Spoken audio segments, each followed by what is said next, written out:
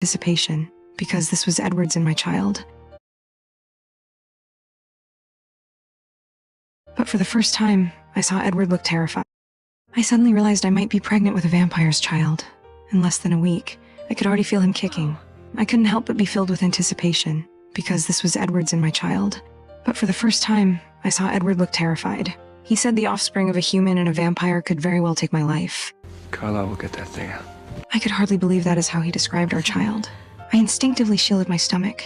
No one was going to hurt my baby, not even Edward. But my body withered faster than I imagined, leaving only my abdomen protruding high. Even the vampire's abilities couldn't see the baby's condition. No one knew exactly what I was carrying. I soon became so thin that I looked like a skeleton draped in human skin.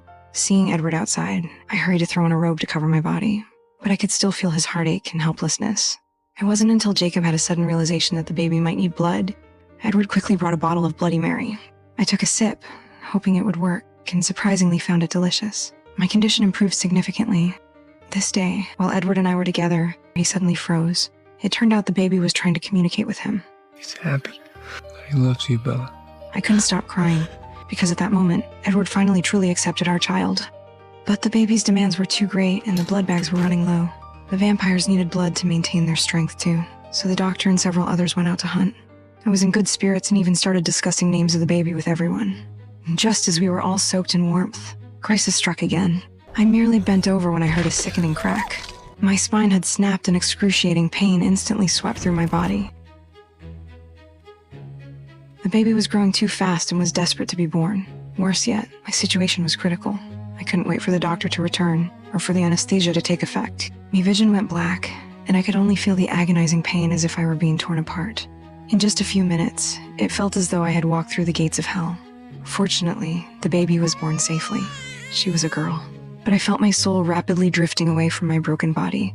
I took one last look at the bloody little life. I am sorry, Edward. I can't hold on, but I still didn't regret giving birth to our daughter. Edward completely broke down. He frantically injected venom into my heart, calling my name over and over. He hoped to transform me into a vampire. But no matter how hard he tried, my chest didn't rise again. I won't kill you. You deserve to live with this. Seeing Edward's despair, I wished so much to open my eyes and look at my lover one more time. But the pregnancy had exhausted all my strength. Edward eventually could only carefully wipe my body clean, preparing for my funeral.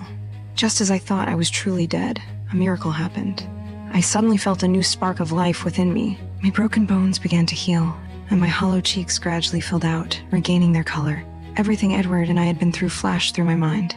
I think what truly brought me back to life wasn't just the vampire's power. It was love.